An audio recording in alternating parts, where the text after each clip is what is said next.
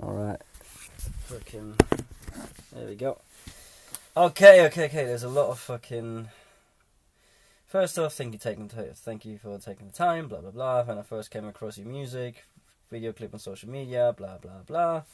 For those not familiar with your music, your one-man band, blah blah blah. First question. What made you choose to go the lone wolf route instead of a typical rock band setup? Say again, what instead of the typical band setup? Yeah, why did I go the one-man band route? Yeah, what made you choose to go the lone wolf route instead of a typical rock band setup? It wasn't really out of choice. It was more out of just how it happened, really. Like I was working on band projects and had ideas for things, but I was also on the weekends earning money as a busker to pursue these band projects during the week. And the money I was making as a busker from a busking income, it used to be just a show where I just had a guitar and a stomp box, and it just developed.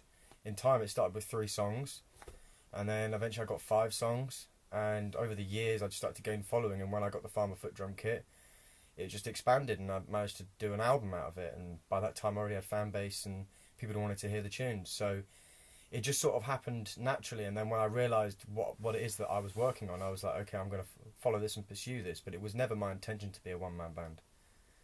Very cool. Mr. Kemko, when you set out to make music, how do you go about creating your songs? What does your songwriting process look like? Are you a music before lyrics guy or the other way around? I'm a music before lyrics guy, definitely, always. Yeah, I try and fit the lyrics to the music every time. Yeah, and it's just it'll either be I'll write the song all in one go, which usually the best songs are, or it'll be I write just a verse or a chorus or just some random riff, and I'll put it in on my back catalogue of thousands of riffs that I'll go through at some point and put 3 together and turn it into a song. This is a lot of fun, I have to say. Your latest album, Crooked Hill, is my favourite album of 2021. In your own words, how would you describe your music to someone that has never heard it before?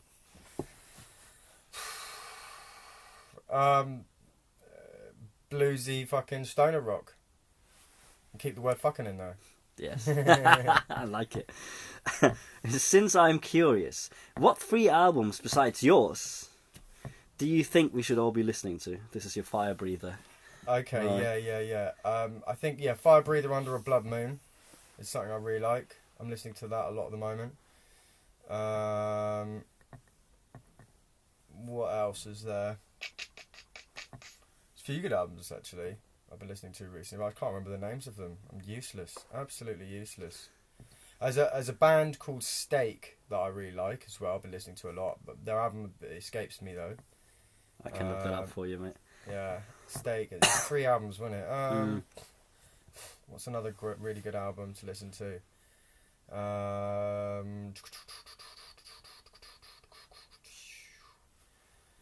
don't know. I generally listen to like Spotify playlists and stuff like that, and I don't really listen to albums in particular unless there's someone who I really like, and I'll listen to the whole fucking album. Fucking kills me.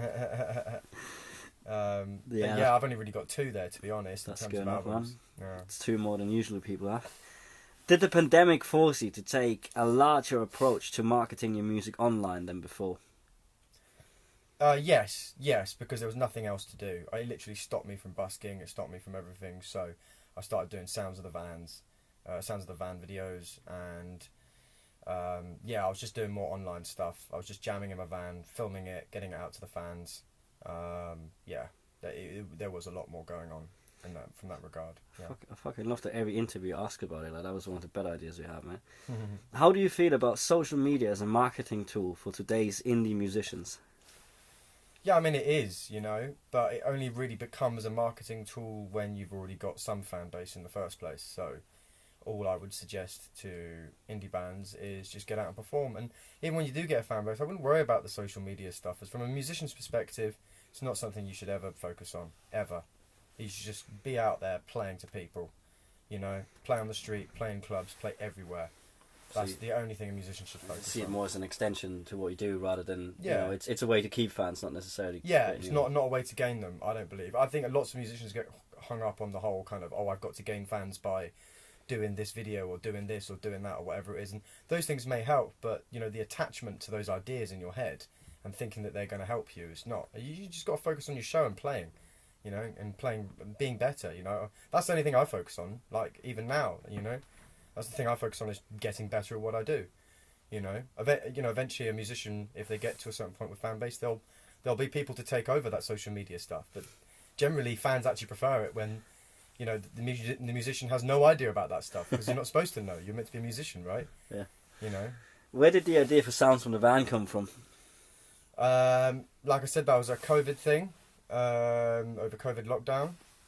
It was, yeah, just the idea of a lot of my fans know that I live in a van, and it's a thing that they kind of like as well about me, and they wanted to see the inside of the truck, so I did like a truck tour, and then I started jamming in there, and I was like, I should film this and send it out to the fans, and they appreciated it, so that's kind of where it came from. You just finished quite the tour schedule. Did you bring along any other musicians to play along with or open for you, or was this a one-man tour through and through? Yeah, there was Mike West, who opened for me for quite a few gigs, and there was also Saints as well, who opened for me for a couple of gigs. Saints are a fucking great band. Mike West is a fucking superstar. He's fucking great. Yeah, he's I love his style, just like acoustic stuff, but acoustic songs sung by a metalhead. You know what I mean? It's great. Yeah, I love his sound. I love Saints' sound as well, and their whole image and everything with their band. Fucking cool guys. But yeah, and there were some other people that I can't quite remember. There was also Gabriela Eva in London, who's a friend of mine. Yeah, she was really, really cool. Soul vibes. There was Dolls as well. Dolls, a really, really sick all-girl band. But it was just Jade who was supporting me that night in London. That was actually before the tour, so I can't mention that. But yeah, there's been numerous really good artists. Brilliant. Regret is my favourite song of yours. It's an absolutely emotionally crushing single, and one that feels both bravely vulnerable and important. Would you mind sharing some of your thoughts on this song with us? What does this song mean to you? So, the concept of regret is things can happen to us at certain points in our life that can be quite negative, and they can make a negative impact on you. But I think far worse than the negative thing that happened to you then is the constant going over it in your head years down the line. You know, I found myself thinking about things that happened to me in my childhood, that happened like 20 years ago, you know, or near enough 20 years ago, and I'm going over it in my head and hating the outcome and hating what happened, hating myself, regretting things, whatever it is, you know. And that causes more damage than the thing that happened in the first place, you know. And I guess the message of what I'm trying to say is try not to do that if you can, you know, because you create these fantasies in your head of alternative realities that you wish had happened, but they didn't happen. And what's important is that you live in the present moment. Singer from Tool, Maynard James Keen, once said, "I'll never write vulnerable songs again. It just takes too much out of me, emotionally, mentally, physically, all those manifestations. Those songs were exploited, misconstructed, people are flippant and dismissive. I won't be doing this anymore." Do you feel there's a downside to offering such a raw, personal and vulnerable music to the public? At the gig, people want to party, so no one really gives a shit about these songs. So it's a bit of like a, you know, it doesn't encourage you to write more of these songs, that's for sure. In terms of people such as yourself getting back to me and saying, "I really like that song," it kind of encourages me to write more.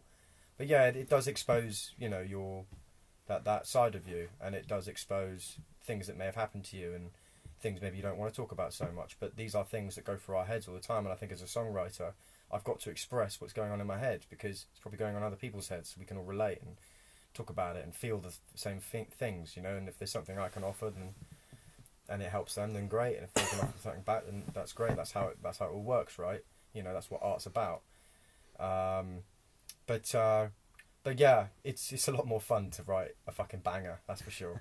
And the people love it as well at gigs, so it's much more encouraging to do that. I think you already answered the next question, but I'm going to say it anyway. Are there any songs that you have played that you don't always bring along for the tour due to their emotional impact on you? Yeah, I mean, Regret is one of them, I would say. Regret is definitely one of those songs. And I've never played that on tour. And is it because it takes? I think what he wants to know is it because it takes so much out of you, or is it because people at gigs just don't react that well to it than to other songs? Yeah, but that's just an acoustic thing, really. I've found, you know, that just might be the audience at the moment. You know, the audience may expand and change. You know, at the moment they want Cam Cole to bring the party, whereas maybe in the future they want to hear the acoustic songs. You know, you never know what it's going to turn into. So, but yeah, I think it is because it's just a downer. If people were to listen more at the acoustic moments, and in smaller gigs, the people do, but it's at the gigs where there's quite a big crowd and everyone's been drinking, no one gives a shit. You know. So yeah. Last question: is there anything that you would like to share with us in regards to Crooked Hill and also future plans for your music? Like anything you want to say about Crooked Hill that people you think don't know yet, or anything about your future plans? Well, what do people not know about Crooked Hill? I wonder. So I guess maybe Crooked Hill is what my name means translated. Very cool. In Scottish Celtic. Yeah, very cool. Yeah. That's pretty cool. That's pretty sick. What else is there about Crooked Hill? I don't really know. It's powered by the sun. The whole album was recorded in the Premises Studios in London, which is solar powered.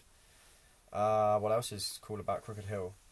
It was a darker album compared to my first. You know, I went down a bit of a darker kind of grungier route. I went for more grunge. I was listening to a lot more grunge at the time, a lot more kind of darker, kind of stoner doom kind of stuff, and I guess as well, throughout that album, I was kind of breaking up with my long-time ex. So that was also coloured the vibe of that album, maybe. Was getting into motorcycles as well during that album. So maybe that's where Albion got inspired from, you know. Yeah. There's a few riding tunes in there for sure. Yeah, what was the half of the question again? Future plans. Future plans. Oof, here we go. Well, Marcus, you want to bring out the tour schedule and everything else?